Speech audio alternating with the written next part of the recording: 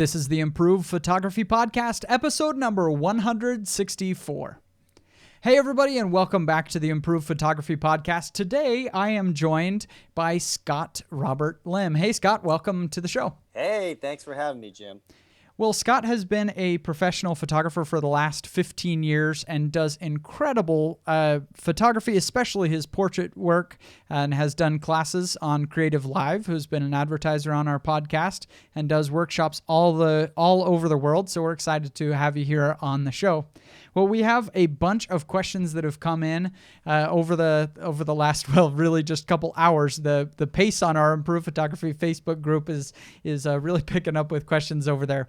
Well, the first question is from Radhika Dixit, who asks, why not use spot metering all the time? What's the advantage of switching to evaluative, center-weighted, etc.? Wouldn't you just get the same effect by spot metering a point in the shot that is equal to 18% gray? What kind of metering mode do you use most of the time, Scott? You know, I usually am in evaluative mode. I don't use spot metering a lot, but I guess it depends, on what you're shooting. If you're shooting a large landscape with different types of exposures in it, usually evaluative is pretty good. But if you're kind of shooting a portrait and you're zooming in, let's say just on the tone of the skin or so forth, then I think spot will work best then too. Yeah, I almost always shoot in matrix mode is what Nikon calls it, or evaluative is what Canon calls it. But the idea of this mode, if you aren't familiar with it for the listeners, is this really uses all of the power of the camera.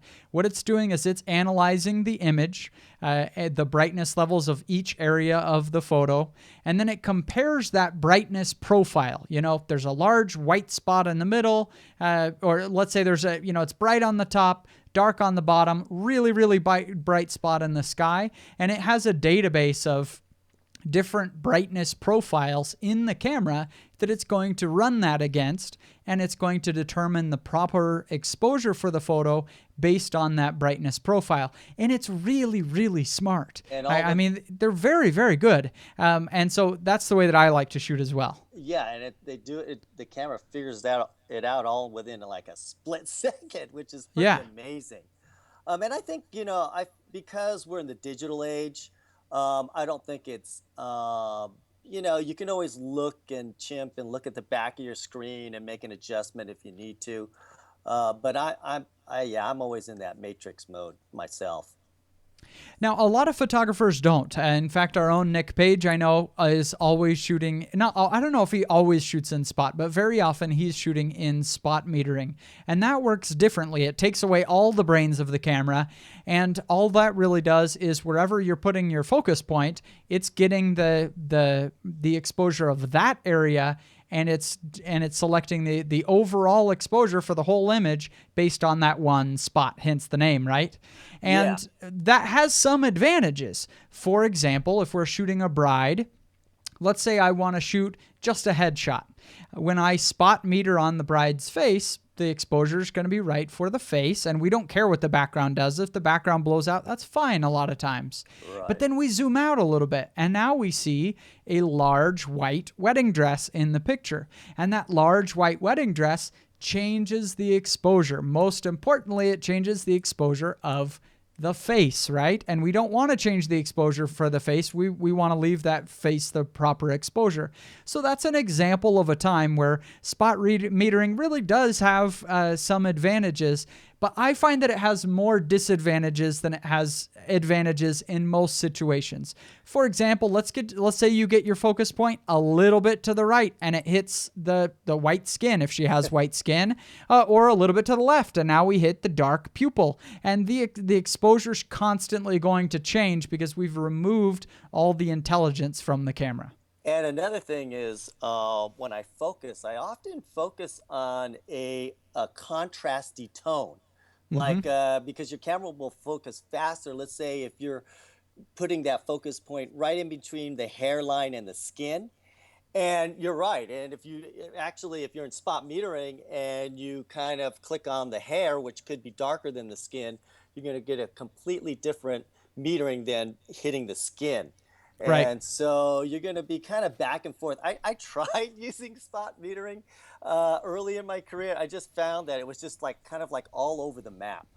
Hmm. And so I just kind of stuck with evaluative, and that kind of works for me. But everybody's got their own system and what they shoot, you know. So it depends on if you're shooting a lot of landscapes, evaluative is great, you know. But maybe you're, you know, shooting the studio and you're set on one specific type of lighting situation, and that might work better for you. Yeah, and this is very similar. A couple weeks ago on the podcast, Nick and I had a pretty fun debate about uh, whether we should be shooting in aperture priority most of the time or manual mode most of the time. And this is actually a very similar debate. Yes. The answer really doesn't matter. Either way works. I know professional photographers who do it both ways. It's just what you want the camera to do for you and what you want to do yourself. Both of them have their own merits. But the thing that I heard from you, I think, Scott, and that I hear constantly from professionals is you kind of pick one and you choose it. I don't know a lot of in fact, I don't know any professional photographers that like are regularly changing this depending on the situation, which would be fine too. I haven't met anybody that does it that way. You just kind of get the way that you prefer to do it and you kind of stick with that. Is that true for you? Yeah, you know, there's no perfect solution, but you pick one that works best for you and you practice at it. And so you know that when you get into a particular situation, maybe your method is not quite as accurate, and then you know how to adjust for it. But, you know, yeah, you really kind of just experiment, see what works best for you, and then stick with it and master that. That's right. Well, Griffin Mecklenburg also asked, he said he's been shooting seriously for about 3 months, and he doesn't have a whole lot of money to buy a better computer monitor to do his post-processing, and he doesn't have great color vision. And so he's hoping that he could get a color calibrator for his monitor to get better color since he doesn't have great color vision. You know, I think color calibration is great. It's definitely something that serious photographers should do if you're printing especially. But if you have poor color vision, I don't really see this as helping you really much at all here. So what a color calibrator is doing is it takes your screen, and all screens show brightness and color differently. They'll show blacks a little bit blacker, whites a little bit whiter. They'll show reds as a little bit different shade than another monitor. Every monitor has its own personality. And the color calibrator is just trying to remove that personality from the monitor. This is especially true because monitors today are getting brighter and brighter and brighter and more vivid and more glossy. Why? Because when you look through the computer store and you're looking at the monitors, that looks pretty to have this super saturated, super bright, super contrasty screen. But then you go to do your photo editing on it and you edit your photo, it looks just right, and you send it to the printer. Well, the printer is going to print this on a piece of paper that's not super bright, not super contrasty, not super vivid, and you get the print back and it looks just bad. And that's why you need to color calibrate your screen. I don't think this is really going to help you much. If you just have bad color vision, I don't really see this as being something that's going to assist you really much in that. But it is something you should do if you're having problem with your printing or if you're not getting the brightness right of your photos. You know, you take your picture, you're getting the brightness how you want it, and then you share it with others and you look on their computer and it looks terrible. Often that's because of a brightness problem, and a color calibration device can help you with that. What would you say on this one, Scott? Well, I think there's so many factors when it comes to getting prints made too. Another thing is the color space that you're, you know, using. So you have to know what color space your printer is using, which is usually sRGB, I think. Yeah, But if almost you're always. editing in Adobe, you know, and it could be quite different. So you have to make sure your spaces match. And then also what I recommend is actually getting some prints made beforehand and look at them. And so you can kind of compare and see where your printer is.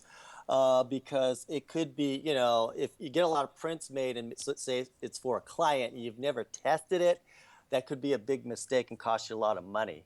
So it's a good idea to try to get your monitor calibrated as best as you can and then actually go to that printer and get some prints made. If you use a professional printer, there, you know, because each of the labs are a little bit different, and sometimes depending on the chemicals and so forth, the colors from the print could look quite different.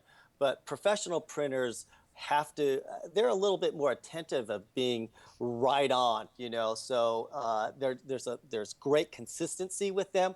So, you know, when you get it dialed in, whatever it looks like on your monitor, you can guarantee that that's the print that you're going to get back.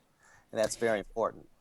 Yeah, it really is, and you're exactly right. If you you know, color calibrate, you do everything right, and you take your photos to Walmart, you take your photos to Walgreens, it's going to be a disaster 100% of the time. And I can tell you that because I've tested it. Many of you will remember Improved Photography did a print test where we got 3 photos of different sizes, one black and white, one color, you know, really getting a varying things in what we were printing. And we took it to over 20 different labs and we had them print it online and local labs. And I mean, the difference between the quality of the photos was shocking. Like, it was horrific from some of the printers, and price really had no bearing on it, even with some of the online labs. In fact, what we found is the cheapest lab in our test also had the very highest quality, which was Pro DPI.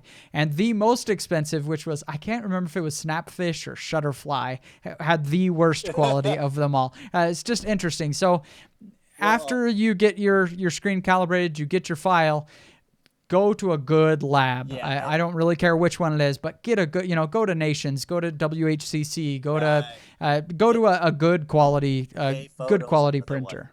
Bay Photo, yeah. I mean, that's the reason why they call it Pro DPI, because it's for pros. Yeah, and that's one thing that I have never liked about their service is when you sign up for Pro DPI, it has a little box that you have to enter the URL of your studio, and you have to say you're a professional photographer. And the reason they did that is they don't want the pro market to feel like they're being undercut by having this pro service that's available to clients who could just get the files from the photographer and then print them. I think that's kind of a weird reasoning. But I talked to the owners of the company and they said anybody can join Pro DPI, even if you're just a casual photographer. So when you get to that box on the sign up screen, just blow right past it and ignore it. Anyway, but they were bought out by WHCC a couple weeks ago. That's right. All right, the next question comes from John Heslop, who said, I was wondering if it made a difference which HDMI cables I use to hook up my monitor from the desktop. Short answer is no. Some cables, it absolutely matters what the quality of the cable that you choose. I do a lot of professional audio doing this podcast and video. And let me tell you, when it comes to audio cables, analog audio cables, which is most audio cables, it really matters what cable you choose. There can be a dramatic difference in the quality of audio depending on the cable.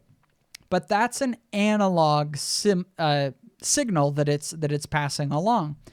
Digital signals, they don't care what it is. It can be the cheap cable. It can be the expensive cable. You know, if you go to Best Buy and you spend $45 on one of those ridiculously expensive monster cables that's gold plated and stuff, the image is going to look identical to the cheap monoprice cable as well. So when it comes to a digital cable, such as an HDMI cable, just buy the cheap one. It's just not going to make a difference. Now, there are certainly things you want to pay attention to when you're buying a cable, like the quality of it, if it's just gonna wear out, if the connector's not snug, etc.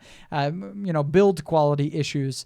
But in terms of, is my screen gonna look as good? Yes, it is. It's a digital signal. The signal's either there, it got all the bits that it needed to make the signal, or it didn't, and there won't be a signal. There's not like varying degrees of quality there. It's just ones or zeros, you know? So it either gets the signal or doesn't. And so, yeah, you should be fine. Yep. Well, Scott, you wanted to talk a little bit on this episode about mirrorless cameras. I know you have been shooting the Sony A7 series. What is it that's attracting you to that series? I've been shooting for about 15 years, but also, during my junior high years, which is like in the 70s. Don't say the date. Don't say the I'm old, dude. date. I'm an old dude. But so there's hasn't been a lot of things that have like where I've said, wow, this is revolutionary or this has changed my photography a lot. But switching over to mirrorless has really, really made a big difference in my photography. And I can see more and more photographers switching over. Do you use a mirrorless camera or do you have one? Yeah, I do. I shoot the Fuji X-T1 right now, and today is March 1st as we're recording. By the time you guys listen to this, March 3, Amazon is going to be delivering my Fuji X Pro 2, and hey, I'm not going to lie, I'm giddy like a schoolgirl. Yahoo! Well, I like these new mirrorless cameras. Like a lot of people are like, what's the deal with the mirrorless camera? I mean, first of all, they kind of look at it and they see the size of it and that turns them on.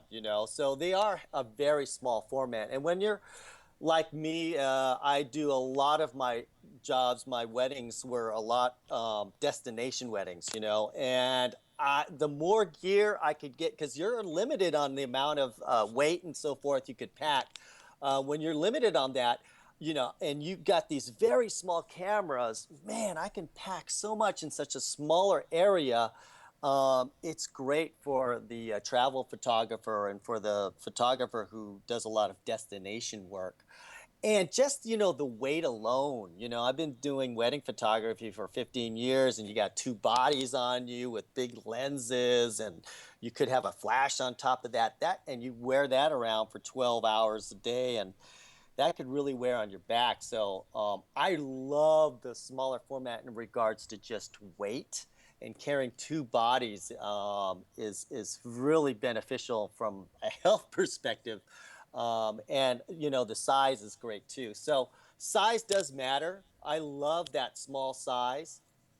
And what I think one of the most revolutionary things that has changed, I feel that it's changed my photography and made me about 30, maybe even 40% more efficient, is the live view. Do you use your camera in live view? Yeah, a lot. As when I'm shooting landscapes, I should say, I almost never use live view when I'm doing portraits, but definitely when I'm doing landscapes, I do use live view. But when you're shooting a mirrorless camera, you're really shooting in live view all of the time because you're looking at a the digital viewfinder in the camera, and so it's kind of like shooting live view all the time, even though it's not exactly the same because it's not exactly the same because of the type of focus that we're going to use. We can get into this, but yes, I do use live view. Yeah, and I find that's really well, for those of you who don't really understand what live view is being able to see your exposure before you take the picture. Okay, so let's say you're shooting a complex situation. Let's say the bride is by a window and there's some bright light coming in. And so your meter is kind of like trying to figure out what you want to do. Do you want to focus on the landscape, what's outside the window and expose that? Or do you want to expose, the bride, which is darker? And so with my live view, I can, as I change my shutter or my aperture or my ISO or my white balance, I see exactly what it's going to be before I take the picture. And so now when I get into these complex lighting situations, I'm so much more efficient. I don't have to like click it, look at it, and then adjust. I can just see it right before my eyes. I can change my shutter or my aperture. If I want kind of a semi silhouette and not a real strong silhouette, I can just fine tune it exactly the way I want that exposure and just bam, nail it right on the spot. And that has dramatically changed my shooting style. in regards to efficiency. And I love that. And the things about the newer mirrorless cameras, like when I look through the viewfinder, it's like looking through a mini computer. And so it's great in regards to not having to worry about glare and things like that.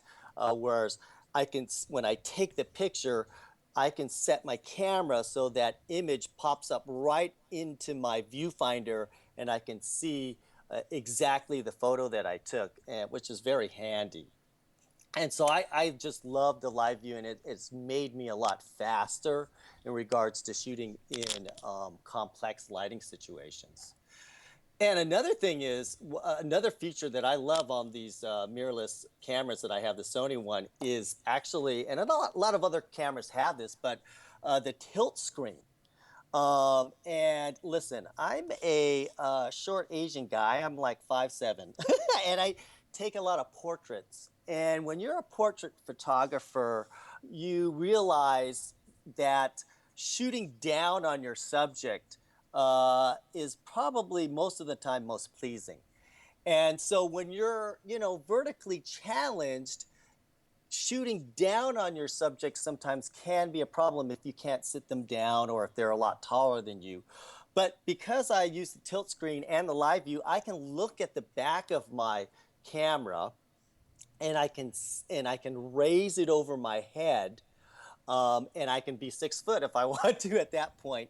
And it just creates better portraits by being able to adjust the height. And also, because I can tilt the screen up, I could put the camera on the ground and I can easily flip the screen up so I can look at it, so I don't have to get on my stomach to shoot at lower angles. I find that has made my compositions a lot more interesting because I'm being able to now put the subject well above the horizon, and it kind of gives my subjects a more kind of hero effect. And I find that that is also a very pleasing feature. Now, does the Fuji, do they have tilt screens too? I think they do, right? I think all of them do. Well, yes and no. The Fuji X-T1 that I'm using right now does have a tilting LCD screen. It's not articulating, it's just tilting, which is Right. a little bit of a bummer. I would love to see it articulating as well. However, the new Fuji X Pro 2 is not. And that just drives me crazy that they would cut that out on the more expensive new model. There are a lot of things I don't understand from the camera manufacturers, but why every single camera in the lineup doesn't have an articulating LCD screen just blows my mind. Every photographer wants it, but we just don't seem to be getting it. Right. It's kind of like once you start using it, it's like you get so addicted to it, you can't go back, And that's kind of I felt like with the tilt screen. I'm just like, man, I can't imagine not having one now. And, it's just improving my compositions a lot because Oh, yeah. it's no problem to, before it's like, well, shoot, I'd have to get on the knees to make that a little bit better. Do I really want to get down on my knees Yep. or whatever? And sometimes when you're shooting that wedding and it becomes the 11th hour, you get a little bit tired. You go, I'm not going to do that. But, when they make it easy to get the compositions that you want with this tilt screen, it's like, oh, man, that's just a godsend for me. So I Yeah, really like that. the first time that I used a camera with a tilting LCD screen was actually the Nikon D750. Everybody else talked about them, and I'd played with them on some of the Rebels and stuff like that. But that was the first time that I owned a camera and was gonna be using it, and it totally changed it. It was before the China trip 2 years ago. And it was just incredible. I mean, I would hold the camera and just, barely above the water and get a unique perspective of just the water and then the fishermen on the raft, or we'd be in a crowd of people and I just kind of wanted to get the busy city around and I could tilt it down and just, stick the camera up above my head and I could see what was actually going on. And I also found that I had much more creative, unique perspectives once I had a camera with that tilting LCD. Yeah, and another thing that I like with the Sony cameras, they have built-in stabilization inside the body. So no matter what lens I put on there, I have image stabilization, which is kind of nice. And so that's a great feature. And you know, the thing about mirrorless cameras, they will actually, with an adapter, fit almost any 35 millimeter full frame lens. And because of the screen that I look through my viewfinder is digital, they can do a lot of things that a mirror system can't do because I don't know if you ever used focus peaking before. Have you used Yeah. focus peaking? And Yeah. this is one of the greatest things. So what focus peaking does is it outlines whatever's in focus. And so as you're turning to focus your lens, you can visually see what's in focus and what's out of focus by a little outline, and you can color that outline, you know, green or yellow or red or whatever color you want to do it. And it's a very easy way to visually see if you're in focus with a manual lens. Now, why this is so cool is, like I told you, I started photography in the 70s. Um, I could actually go buy, let's say, a Canon FD lens, you know, which was made a long time ago. That not a lot of people uh, care about a lot of these manual lenses, so you can find them at a very good discount, and still use them on pretty much any mirrorless system with an adapter, just putting them slightly farther away from the camera body. And then when you use focus peaking, manually focusing is not such a huge deal. And Yeah, normally manually focusing would just be a deal breaker for me on anything except a night photography lens. No, I'm not doing it. Autofocus is so much more accurate. But with that focus peaking, it's really just not a big deal to manually focus because you can just instantly see what's in focus and what's not in focus just by looking through the viewfinder. So have you bought any manual lenses, or are you still using autofocus lenses on your mirrorless? No, I use only the autofocus lenses.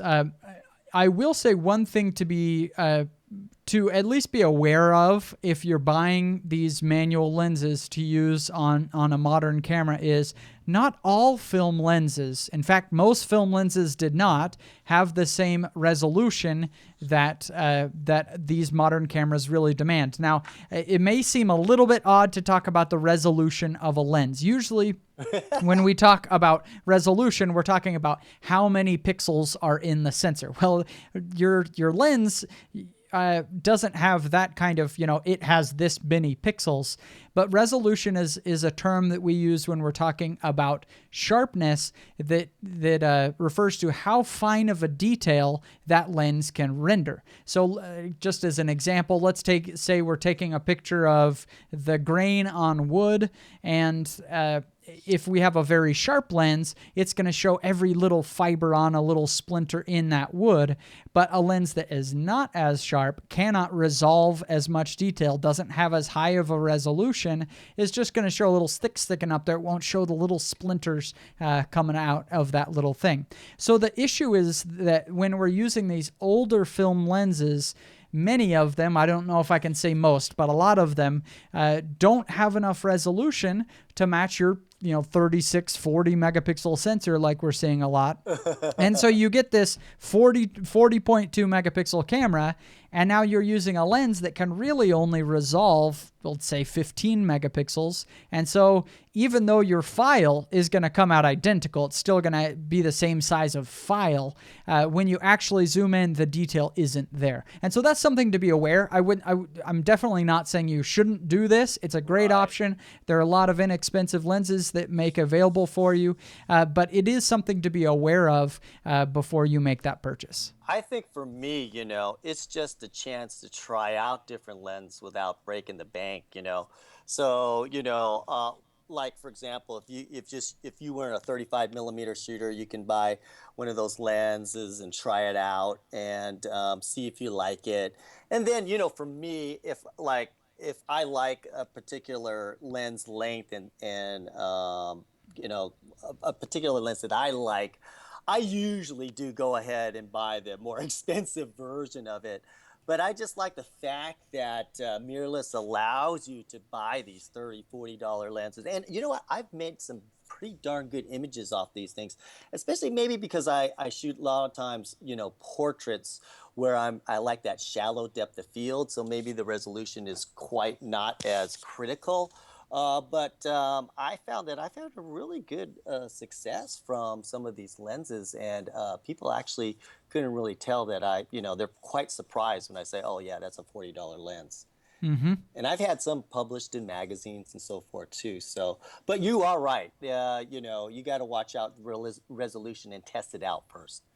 But anyways, those are a few things that I love about the mirrorless systems and why it's kind of changed my photography so much. And I just wanted to share with everybody kind of the things that I've learned along the way using it. Very cool. Well, we want to get on and talk a little bit about the new DJI Phantom 4 that was just announced today, March 1st, and also a little bit about talent, which I wish Nick Page was on here to talk about. But before we do that, we want to take a second and thank some of our sponsors. The first company that has made the Improved Photography podcast possible is Zenfolio. Zenfolio is a great company for getting your photography website live on the web. You have unlimited storage and backup, so you can put on as many photos as you want on the service. Zenfolio hosts more than 1.3 billion photos on Zenfolio website. That unlimited storage is a really excellent reason to choose Zenfolio. No coding necessary as you start your website. It's really easy to migrate over if you have a website on another service. And what I think is probably the coolest thing that Zenfolio offers in this area for your photography portfolio is very simple e-commerce. I've always been jealous of Jeff Harmon's website, who's one of the hosts of the Improved Photography of the Photo Taco podcast. He has great e-commerce set up on his website, and it's built into Zenfolio. If you want to just post photos and make it possible for people to just very easily make a purchase of the file and download it, like it's built in and it really works quite well. So that's one thing that I love about Zenfolio. You can start a free trial today with no credit card required. When you decide to sign up for Zenfolio, make sure to use the offer code IMPROVE to get 30% off your subscription and to show your support of the Improved Photography podcast. So that's offer code IMPROVE at zenfolio.com. Gives you 30% off your subscription. That's a great deal. Yeah, it really is a great deal. And next is Audible. Audible is something that I can advertise so easily. I have been an Audible fan for many, many years. In fact, I was just looking at my Audible library, and I must have 40 books that I've purchased on Audible just in the last 6 months. I love Audible because I am addicted to audio content. That's why I love podcasting so much. I love to read, but I'm a little bit just too... I don't know if I'm ADD or just short attention span. I don't like to just sit down on the couch with a book and spend 2 hours. But man, every time if I'm driving, if I'm shopping, if I'm out on a shoot, sometimes I'm listening to podcasts and listening to books. Are you, Scott? Yeah, when I start to read a book, I actually fall asleep. For some reason, it just calms me down, and 2 pages in, boom, I'm asleep. But if I'm on Audible and I'm listening to a book, I can listen to it and I can also do something at the same time, and I can be more productive. So that's why I love Audible also. Yeah, today the book that I'm reading right now is Les Miserables, that I love the movie, and I just got the unabridged 60-hour version, and it was just 1 credit, which is, I think they're about $10 a credit. But anyway, I love Audible. I'm just reading tons and tons of them. So it's definitely something to check out. If you haven't got an Audible subscription already, then I would encourage you to go to audible.com. and they're offering a free 30-day trial membership. So you go to audible.com/improve. That's audible.com/improve, and they'll start your free trial. And that'll show your support for improved photography, and you'll get your free 30-day trial of Audible to start listening to a book right away. I love Audible. I hope you'll give it a try. After I graduated with my bachelor's degree, I wanted to keep learning and just gaining as much knowledge about everything as possible. And Audible was the place that I went to, and I've been a loyal customer for a long time. So check out audible.com/improve. All right, in this second half of the podcast, we wanted to talk a little bit about talent. Something that I often hear Nick saying is that talent doesn't really exist, that talent is a myth. And I wish he was on here to debate with me, but Nick, you're going to have to listen and yell in your earbuds at this one. But I guess as I watch thousands of people learning photography, I have to acknowledge that some photographers just have a leg up. You know, we always talk about some people that have an eye for photography, and I can't ignore the fact that that's just true. I think a couple years ago, there was a photographer named Elena Shumilova, who's a Russian photographer, if I remember right. And she was, producing these amazingly beautiful photos of her kids. And so I decided, hey, I want to get her on the podcast. And so I called her, got in contact with her, and there was a little bit too much of a language barrier, and so we couldn't air the episode. But it was just really interesting talking to her. I said, well, how long have you been shooting? And I expected her to say several years, and I can't remember exactly how long it was, but she said, oh yeah, I got my camera like 6 months ago. And I was like, what? It's just crazy. That's not fair. Because she was producing work that any professional photographer would be jealous of. Just gorgeous photos. And the reason that I wanted to bring that up is to talk a little bit about the progress that we all have to make as we learn photography. There are going to be some people who pick up a camera, and while they may still have, all of us have to learn certain technical things to get the sharpest possible photo, to get the depth of field just right, to dial in our post-processing. Some people just have that eye for photography. And I actually think it's encouraging to acknowledge that. As we're all learning photography, I think it's a little bit discouraging when you just say, you're not working hard enough to learn photography. Some people just have a leg up. They're just a little bit better from their starting place in photography. However, I do think that photography is a learnable skill for almost everyone. That if we put in the time, we can develop that eye. That's me. I didn't have an eye for photography just starting out, and I spent hundreds of hours on 500px, on Google Images, on Pixoto, on whatever website you want to use to look at photo. And I had to learn that eye for what makes that epic, incredible shot. And so I think photography is a learnable skill, but I do think some people just have an innate talent for it. And I think it's encouraging to acknowledge that and recognize that we're all coming from a little bit different place as we start. What do you think about that, Scott? Yeah, I run across this subject a lot because I've mentored hundreds of photographers, and I've seen some that are really talented and not make it, and some not so talented and make it. And so I've seen it all over the map. And what I feel, what the necessary kind of characteristic that you need is, I kind of feel that you have to have passion. Because what passion does is, because whether we're talented or not, we're going to go through our photography journey, and we're going to reach a point where we're going to fail, we're going to get a bit discouraged.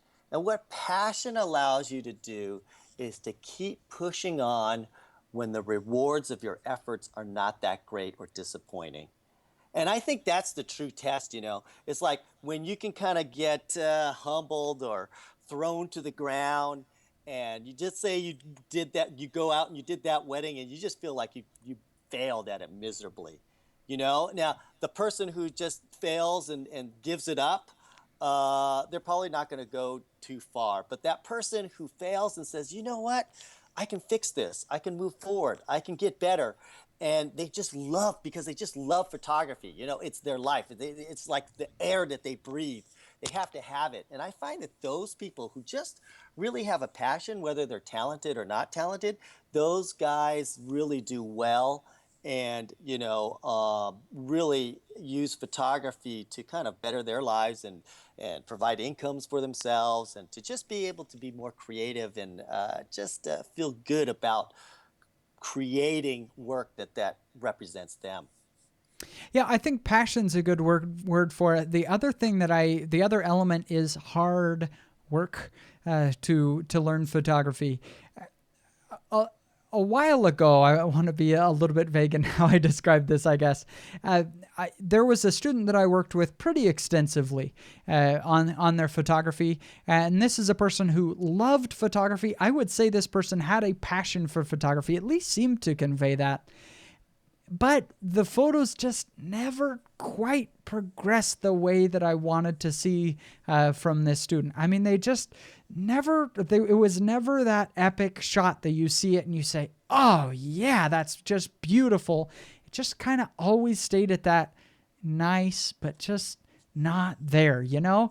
And I worked with this photographer who took a lot of the online classes and things, and I just was never quite sure how to instill that. Then later I had an opportunity to actually shoot with this student who came on one of our free photography workshops. And the thing that I noticed most was when it was 4 a.m. and it's time to get up out of the hotel and get there to shoot that landscape, this photographer wasn't so interested in that. And when it was, hey, we can run up to this spot and we can get there before the light. This photographer wasn't real interested in running up and getting there. And when we were shooting portraits, we'll shoot a portrait, but we say, you know what? Let's bust out a couple flashes and then let's really make something epic here. Nah, I'm just going to shoot in natural light. And so there's nothing wrong with shooting in natural light. There's nothing wrong with feeling tired in the morning when you want to shoot a landscape. But often I find there are photographers who do have a passion for photography, but that passion doesn't always translate into the work required to get there. Yeah, and I kind of liken it to the same process as somebody earning a black belt in martial arts. And I go, well, how does somebody earn a black belt? And a lot of it has to do with that regular training that they're getting from a master. Because, my whole thing now, kind of my quote for 2016 is, if you want to be perfect, you have to practice perfectly.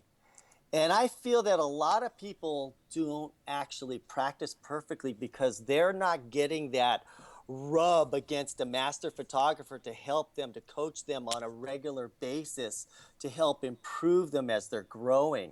And so I think everybody kind of, if they're really serious about getting to a world-class level, they should really look into being mentored by somebody who's at that world-class level and help them on a regular basis, just like you would earn a black belt in martial arts. I think it's a lot of it is the same exact process. I totally agree with that. And, you can look at others' work, and the thing is, we all feel differently about our own photos. And it just has to do with, kind of your approach to life and your self-confidence, the way you think about yourself. I think this is especially true of guys, that we look at our work and we're like, I nailed it, man. And I think, judging from the comments that I often see online, there would be a healthy portion of photographers that think they're at that world-class level that maybe aren't always there. Not all women, but many women are much smarter at this, and are a little bit more self-aware of where they are in their progression as they learn. And that's a very important trait. And I think that's why we see so many female photographers doing such great work, is because sometimes they are a little bit more self-aware. And when you are self-aware and you say, I love my photos. I love that I was able to create that. I'm excited about that. But I do see the difference between this and what Scott Robert Lim is creating. And once you're able to see those differences and kind of fall out of love with your photos and see them on their face for what they really are, it really helps your work to progress. Once you're able to identify what that difference is. But if you just love your stuff, you're blind to that difference. And if you don't see the difference, you don't know what to change. And like you said, a mentor is an excellent way to see that difference quickly. Go to improvephotography.com. You can get one of the hosts of the Improved Photography podcast to record a 10-minute audio segment reviewing your photos for $39. Wow. We have always offered that service that makes no financial sense for me to offer because I think it's so important. Go on one of Scott's workshops, go to a conference and, go to one of the presenters and say, could you please sit down with me for 5 minutes and look over my portfolio? There isn't much you can do. There is no blog post you can read that's going to help you progress more than just being able to see your work for what it is in that instant in time and see what the difference is, what changes need to be made. That's an excellent suggestion of getting your work critiqued and evaluated by somebody who is at that master level because you need to know where you are. And sometimes a lot of us, everybody, we have to be humbled. We have to come to this point where we just say, oh man, we suck. We have to have this I suck moment to move forward and to improve our photography. And I think that's so important for growth. So you're so right about that. Well, in every episode, we like to share a doodad of the week.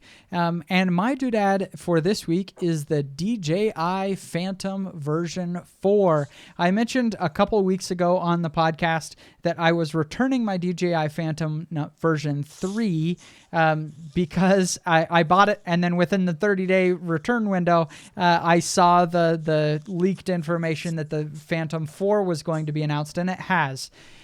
Disappointingly, the camera hasn't really been changed on the DJI Phantom 4. And I really would say that the camera quality from the DJI Phantom 4 is pretty much on par with what you're going to get from your iPhone. The quadcopter itself is so powerful. The technology is incredible. The camera is really pretty mediocre. It's fine. A cell phone camera can do amazing things, but if you're wanting DSLR quality, you're just not going to get it from the DJI Phantom. However, it's $1,300 and you're getting an incredible piece of technology that can definitely help you to see in a different way. What the DJI Phantom 4 does add is obstacle avoidance, which is so awesome. Quadcopters are pretty dangerous, especially when you're learning how to use them. And everybody's got to have their first flight, right? And everybody that I've ever talked to that flies quadcopters has crashed, where you get a little bit too confident in your abilities, and bam, you run it into the tree, crash it in the lake. I've done that. I've crashed it into houses. Just when you're feeling like I got this is when you crash. And so what this does is it has 5 more cameras around the quadcopter, and when it senses that it's getting close to a person, a tree, or whatever, it will automatically drive away from them so it doesn't crash, which is a very, very cool feature. So I am excited by this. I think I'm going to hold off with the DJI Phantom 4, and I'm going to wait for the next iteration of the Inspire series. That's the $3,000 series from DJI. I think that's going to make me a little bit happier. I just need that image quality, I feel like. And for my real estate photography, I'm just using the old painter's pole still. I'm just attaching the camera to the painter's pole, lifting it up high above my head, and really, that's about the height you want for most houses anyway. And for the acreage properties, I'm just going to tell my clients, sorry, I'm not doing the quadcopter photography right now. There have been some changes over at the FAA that legally make it iffy anyway. So we'll see what happens there. I'm going to kind of hold off a little bit and see where we go. Well, Jim, woo, that is some doodad. Well, some doodad. I'm going to go a little bit less. My doodad is like $20 or less. And so you're saying you could buy like 20 of yours for one of mine. Yeah. Well, I don't know if you've seen my work. I'm a very old school guy. I mean, all of the lighting that I use for my particular photography, I only use manual flashes, a video light, and this is my doodad, a shoot-through translucent umbrella. And that's really the only diffusing type of apparatus on my lighting that I use on location. And it is so handy. It's so quick to put up. I mean, like compared to a softbox, I always like in class when I'm teaching, I said, well, how long does it take you to put that softbox together? Oh, 5 minutes, 10 minutes, or whatever. So when you've got to shoot through an umbrella and you can just open that up in a matter of seconds, you're going to use it if you need to. Whereas a softbox, you're in the crunch of time and you look over there and go, oh, shoot, am I going to take 5 minutes to put that together? You're probably not. And so I love using the shoot-through umbrella, not only to diffuse video light, but to diffuse flash, but also I can use it as a reflector. I could put it on the ground with a flash and I could get some nice uplighting, and it's so versatile, it's so cheap, and if it starts to rain, you're covered there too. So anyways, that's my $20 doodad of the week that I use constantly. Well, and that's an excellent one. You know, I have owned every lighting modifier you can imagine. You know, the strip boxes and Right. the beauty dishes and the everything, and they all have their purpose, no question about it. But I included on my lighting in a flash tutorial. I took a picture using, you know, a strip box, a gridded softbox, a regular softbox, a small softbox, a big softbox, a beauty dish, and everything. Took the exact same portrait of a person.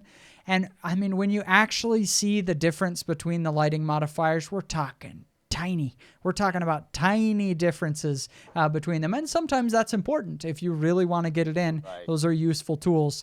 But I'm with you, like, 95% of the time, I'm using a small, medium-sized softbox or a shoot-through umbrella.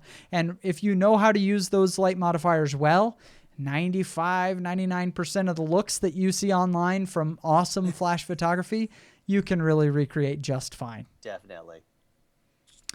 Well, Scott, it's been awesome talking with you. Thank you for coming on the podcast today. We look forward to talking with you more in the future, and we will see you listeners in another 7 days. But we want to leave you with Scott's website. You can get at Scott. Let's see, Scott. What is it? Tell us your website. You could just go to scottrobertla.com. ScottRobertLA.com. That will eventually lead you to everywhere, my portfolio, you know, my workshops and all that kind of stuff. And also, it's my blog, so I kind of give tips on photography there also. And do you have any upcoming workshops that people can take a look at? Yeah, I do have one that I'm doing in Santa Monica. It's going to be an all-day workshop that I'm going to talk a little bit about on-location photography and putting it all together, you know, composition, posing, lighting, and how it all works together to create those awesome images. And actually, if you live in this, if you go to Santa Monica College, it's you get a discount. I think it's like $12 or something like that. If not, you can get an all-day pass for $59, which is a great deal. And I can spend all day with you and tell you a lot more about my philosophies on lighting and composition and posing, et cetera, et cetera. And that's going to be March 26th. March 26th. Well, great. Definitely take a look at that. I mean, these are pretty economical prices for some of these workshops, and you're getting world-class instruction. So definitely something to check out, scottrobertla.com. Thanks for joining us, Scott, and we will see everybody in another 7 days.